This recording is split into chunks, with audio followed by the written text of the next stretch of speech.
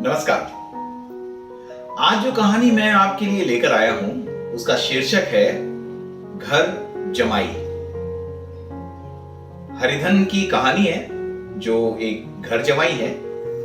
वो कैसी कैसी परिस्थितियों से गुजरता है अपने ससुराल में और फिर वो उसका क्या निदान निकालता है। यही कहानी है घर जमाई। आइए सुनते हैं।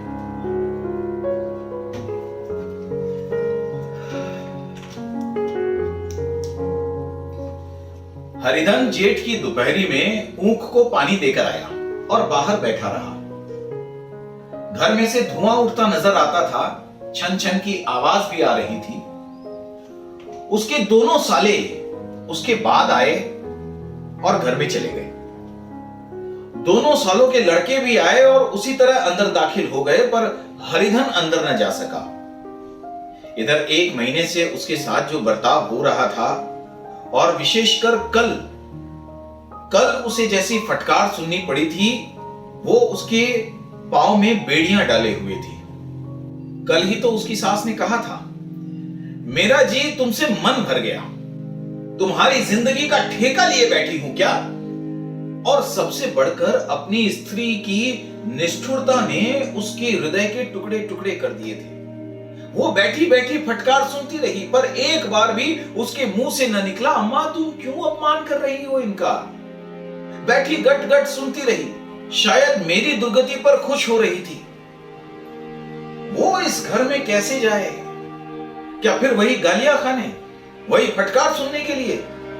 और आज इस घर में जीवन के 10 साल गुजर जाने के बाद यह हाल हो रहा है। मैं किसी से कम काम करता हूं क्या है? दोनों साले मीठी नींद में सोते रहते हैं, मैं बैलों को सानी पानी देता हूं, छांटी काटता हूं। वहां सब लोग बैठे चीलम पीते हैं, मैं आंखें बंद करके अपने काम में लगा रहता हूं। संध्या समय में घर वाले गाने बजाने चले जाते हैं, मैं घड़ी रात तक गाय भैंसे धूता रहता हूं। उसका यह पुरस्कार मिल रहा है कि कोई खाने को नहीं पूछता, उल्टे गालियां और मिलती हैं सो अलग। उसकी स्त्री घर से डोल लेकर बाहर निकली और बोली, जरा इसे कुएं में से खींच लो, एक बूंद पानी नहीं है। हरिधन ने डोल लिया और कुएं से पानी भर लाया। उसे जोरों की भूख लगी हुई थी, समझा अब खाने को बुलाएगी, मगर स्त्री डोल लेकर अंदर गई तो वहीं की होकर रह गई। हरिधन थका मांदा क्षुधा से व्याकुल पड़ा सो रहा था। सहसा उसकी स्त्री गुमानी ने आकर उसे जगाया। हरिधन ने पड़े पड़े ही कहा, अरे क्या है, क्या आप पड़ा भी ना रहने दोगी या और पानी चाहिए? गुमानी कटु स्वर में बोली, गुर्राते क्या हो, खाने को बुलाने तो आई हूं। हरिधन ने देखा उसके दोनों साले और बड़े साले के दोनों लड़के भोजन किए चले आ रहे हैं। उसकी देह में आग लग गई।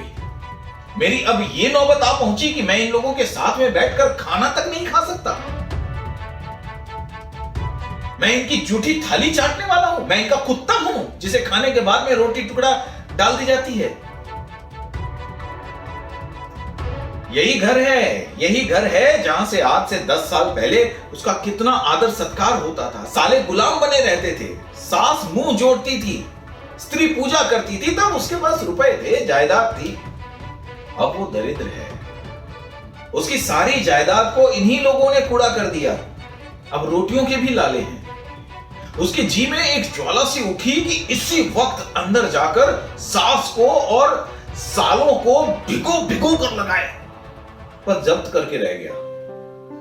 बड़े बड़े बोला, मुझे भूख नहीं है, आज न खाऊंगा। अरे न खाओगे मेरी बला से, हाँ तो नहीं खाओगे तो तुम्हारे ही पेट में जाएगा, मेरे पेट में कुछ थोड़ी जाएगा। हरिधन का क्रोध आंसू बन गया। अब ये मेरी स्त्री है जिसके लिए मैंने अपना सर्वस्व मिट्टी में मिला दिया, मुझे उल्लू बनाकर ये सब अब निकाल देना चाहते हैं। वो अब कहां जाए, क्या करे? उसकी सास आकर बोली, अरे चलकर खा क्यों नहीं लेते जी, रूठते किस पर हो? यहां तुम्हारे नखरे सहने का बूता अब किसी में नहीं है। अरे जो देते हो वो मत देना, क्या करोगे? हम तुमसे बेटी ब्याही है, कुछ जिंदगी का ठेका तो नहीं लिया है। हरिधन ने मर्माहत होकर कहा, हां मां, मेरी भूल थी कि मैं भी अभी तक यही समझ रहा था। अब मेरे पास है ही क्या कि तुम मेरी जिंदगी का ठेका लोगी। जब मेरे पास धन था तो सब कुछ आता था, अब मैं दरिद्र हूं, तुम बात क्यों पूछोगी? बूढ़ी सास भी मुंह फुलाकर भीतर चली गई।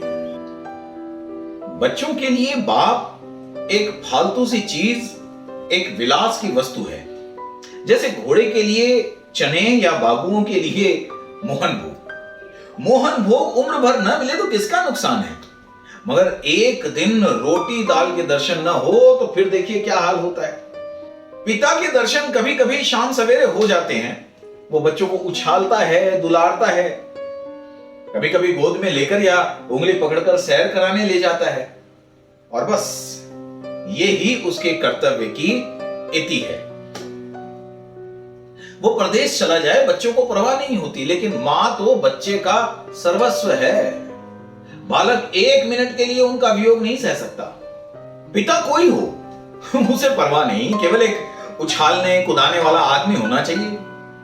लेकिन माता तो अपनी होनी चाहिए, 16 आने अपनी, वही रूप, वही रंग, वही प्यार, वही सब कुछ।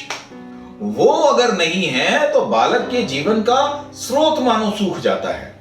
फिर वो शिव का नंदी है, पर फूल चढ़ाना या जल चढ़ाना लाजमी नहीं है, अख्तियारी है।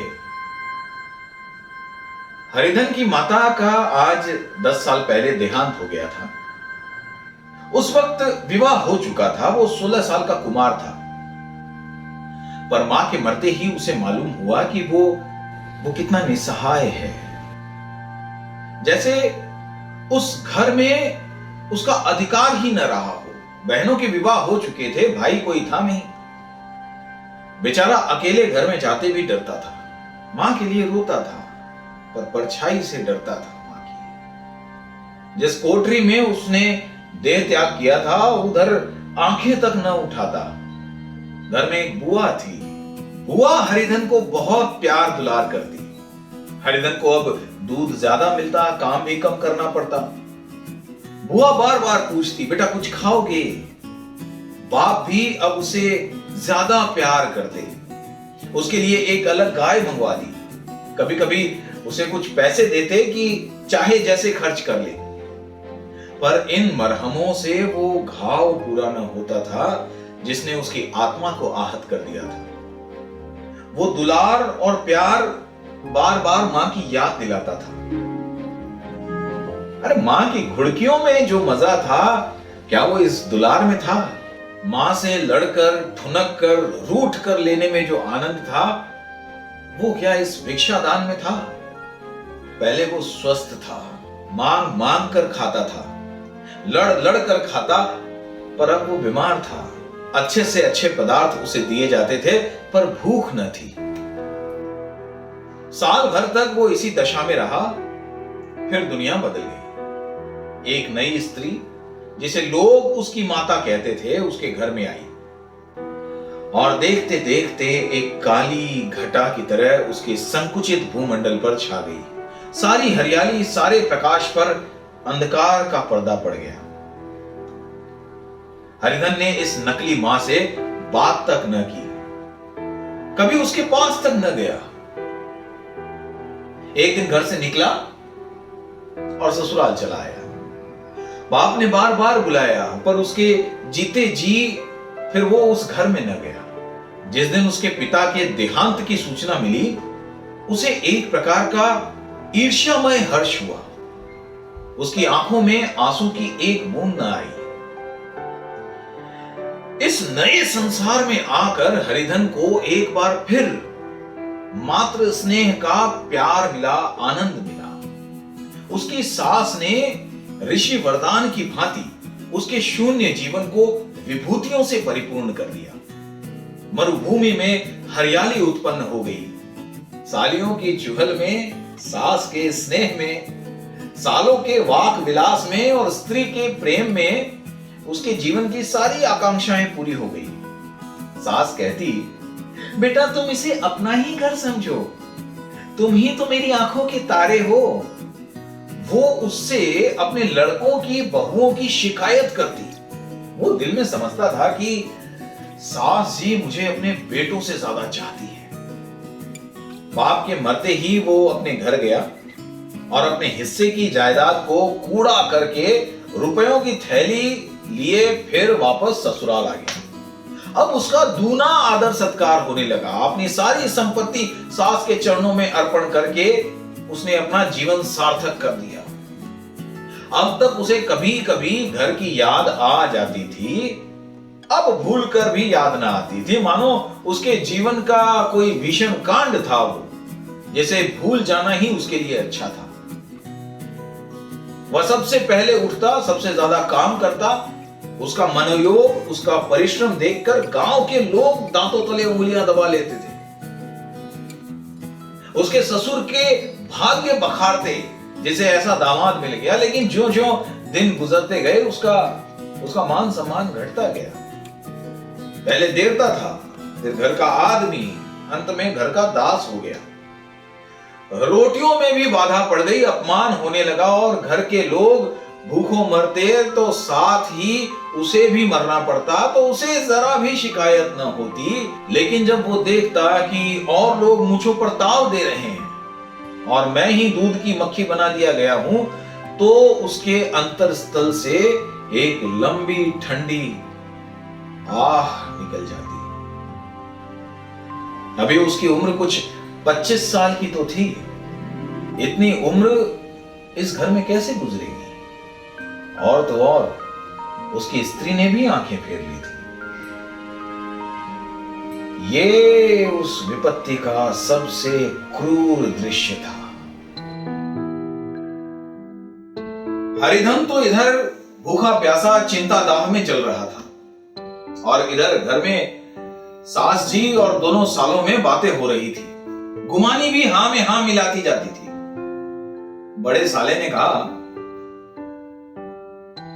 हम लोगों की बराबरी करते हैं, ये नहीं समझते कि किसी ने उसकी जिंदगी भर का बीड़ा थोड़े लिया है और 10 साल हो गए। इतने दिनों में क्या 3-4 हजार न झड़प गए होंगे?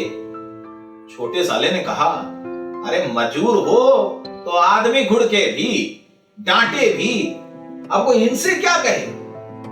न जाने कब पिंड छूटेगा या छूटेगा भी कि नहीं। अपने दिल में समझते होंगे मैंने 2000 रुपए नहीं दिए हैं। यही नहीं समझते होंगे कि उनके 2000 कब के उड़ चुके हैं। सवा शेर तो 1 जून को चाहिए।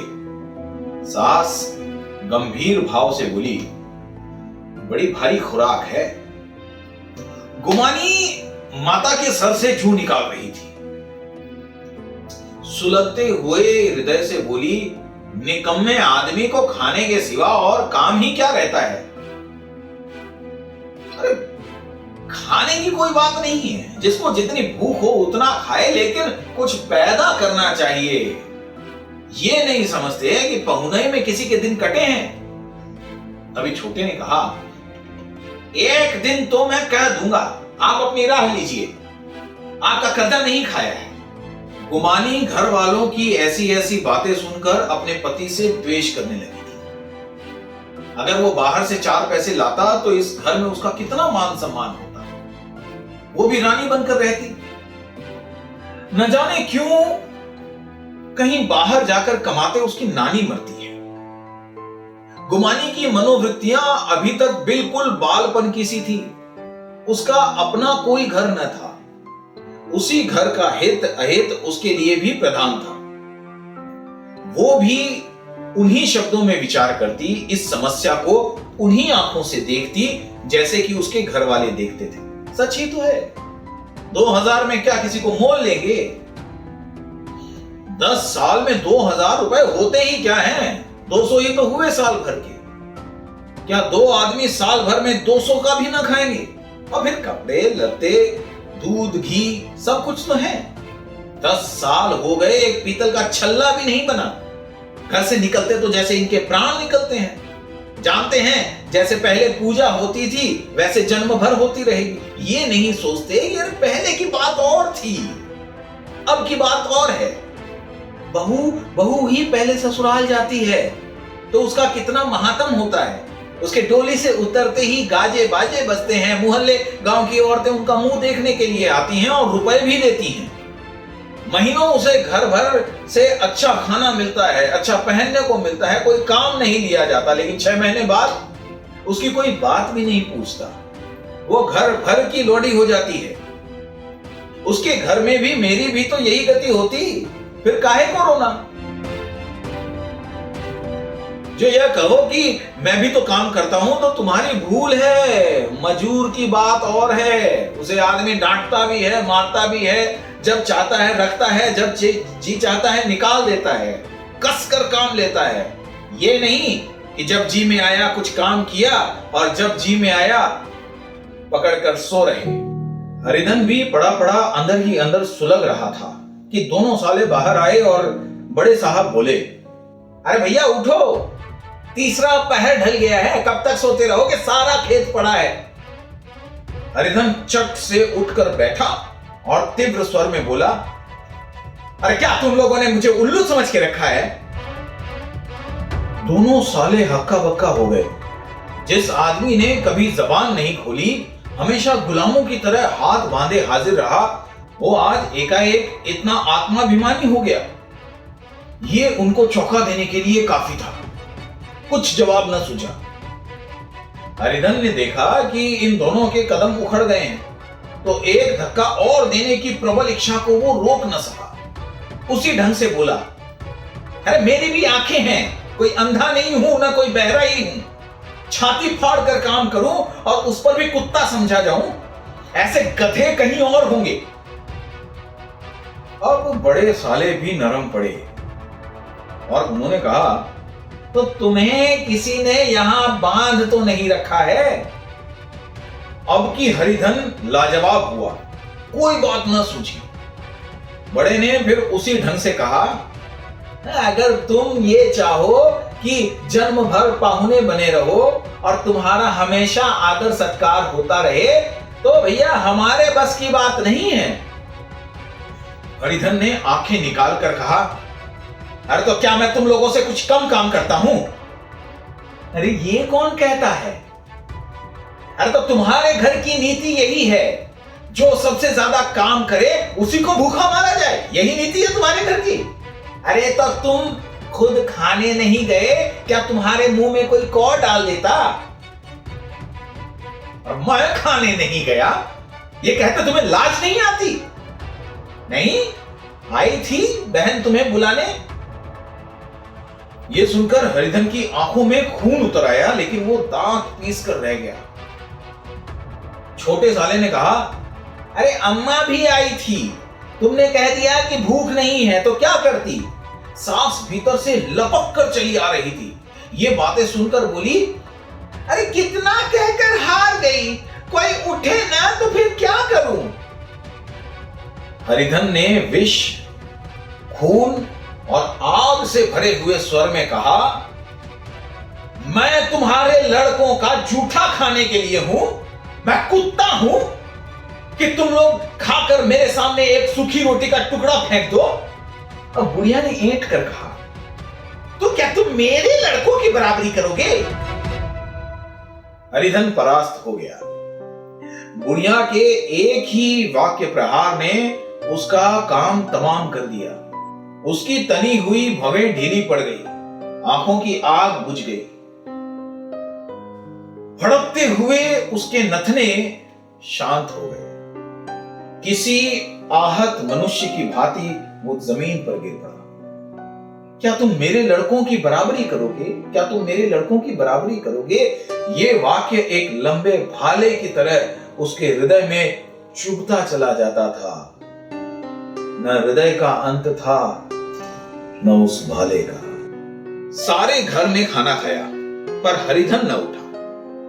सास ने मनाया, सालियों ने मनाया, ससुर ने मनाया, दोनों साले मनाकर हार गए, पर हरिधन न उठा।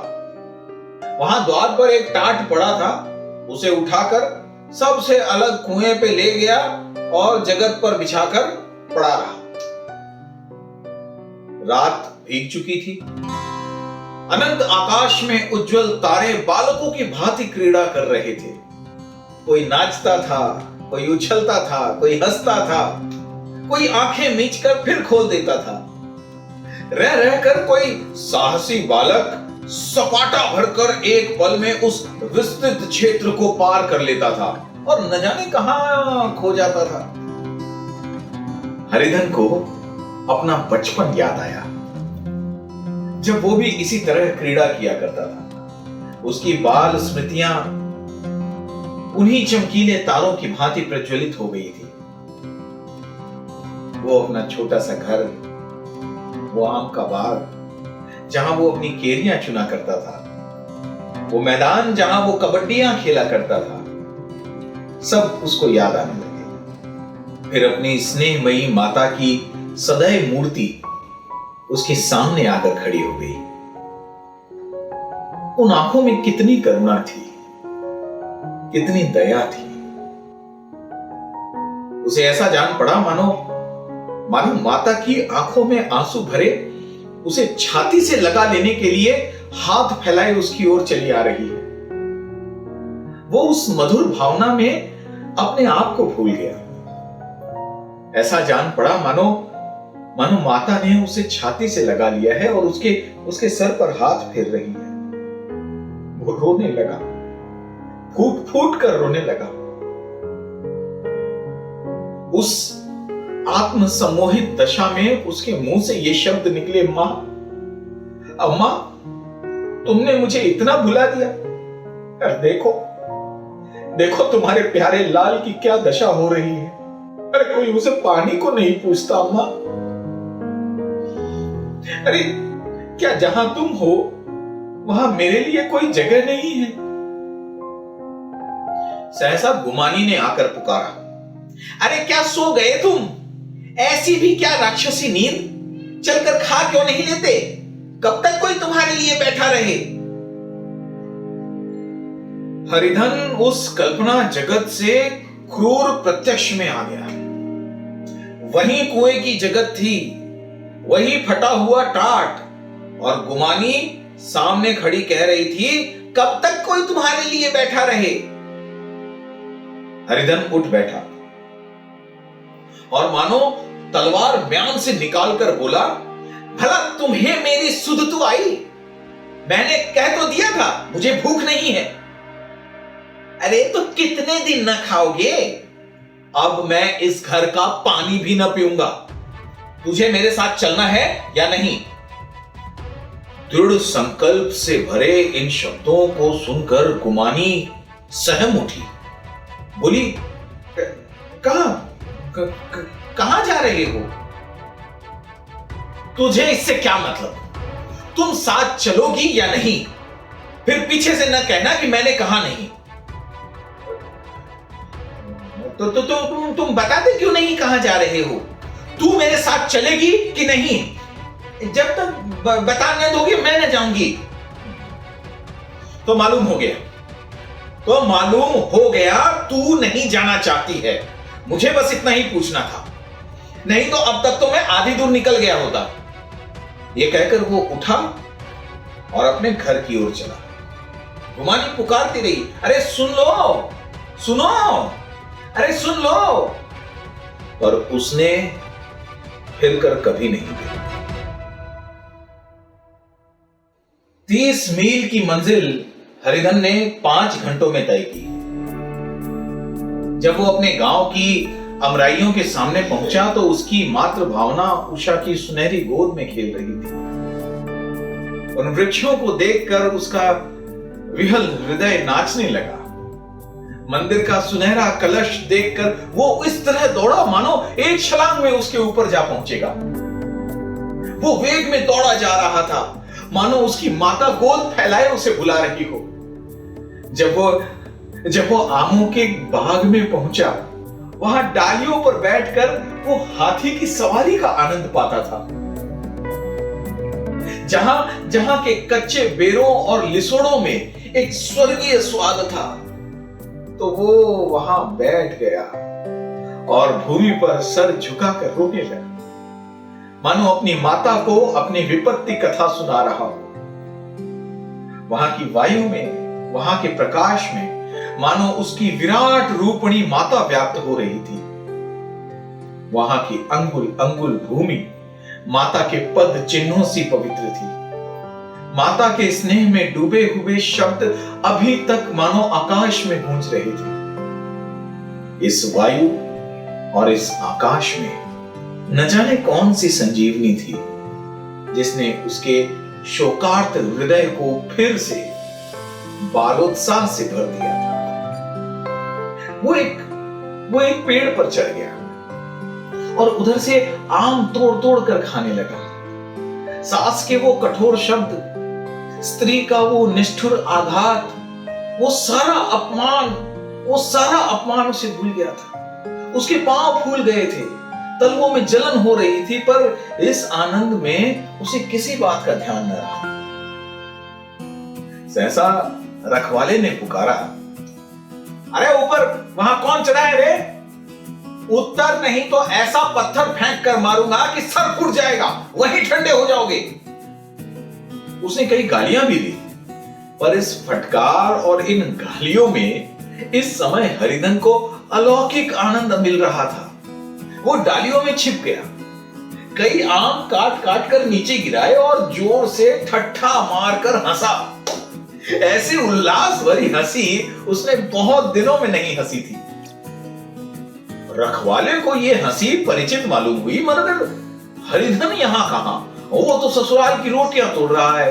अरे कैसा हंसोड़ा था, कैसा चिबिल्ला! न जाने बेचारे को अब क्या हाल हुआ।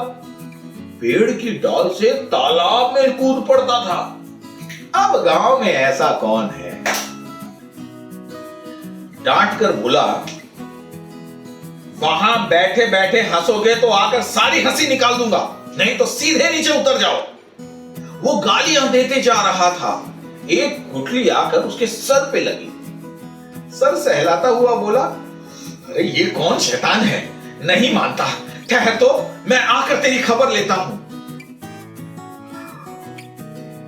उसने अपनी लकड़ी नीचे रख दी और बंदरों की तरह चटपट ऊपर चढ़ गया। देखा तो हरिधन बैठा मुस्कुरा रहा है।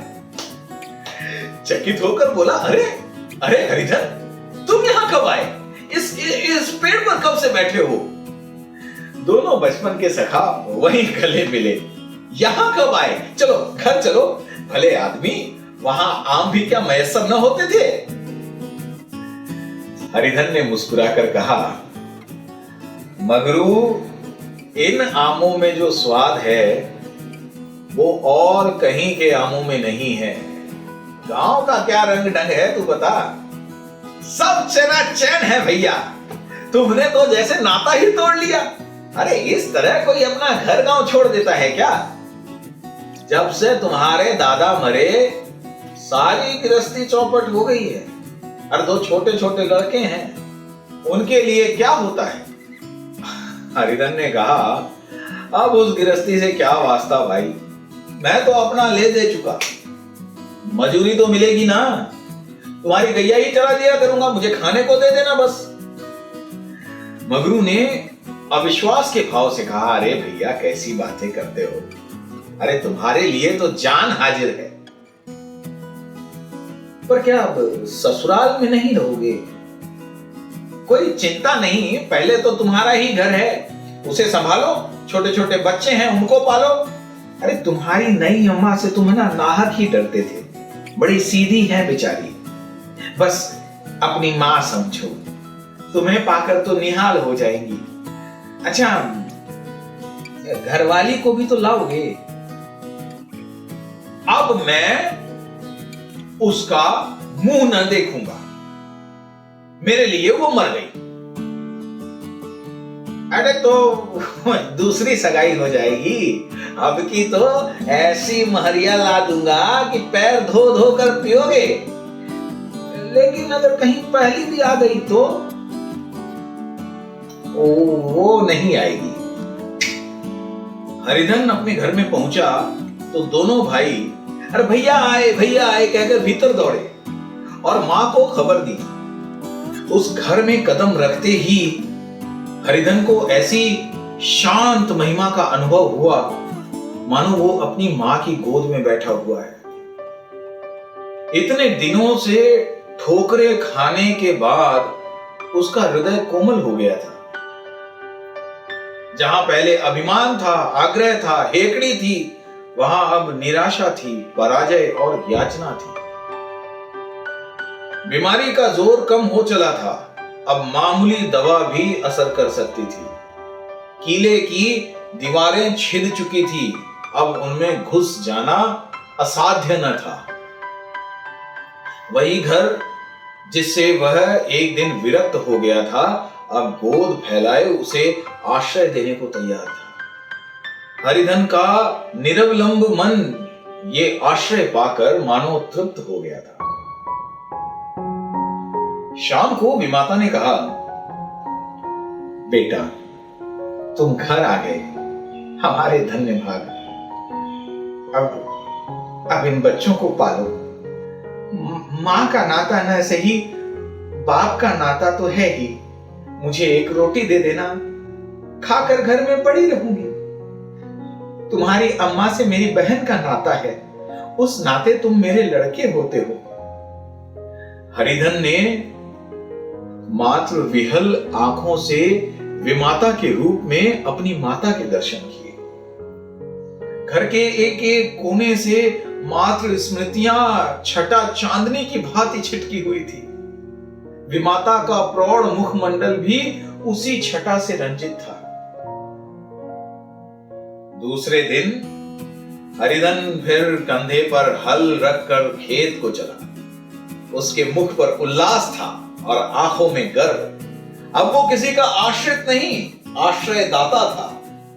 किसी के द्वार का भिक्षुक नहीं, घर का रक्षक था। एक दिन उसने सुना गुमानी ने दूसरा घर कर लिया। मां से बोला, तुमने सुना काकी, गुमानी ने घर कर लिया।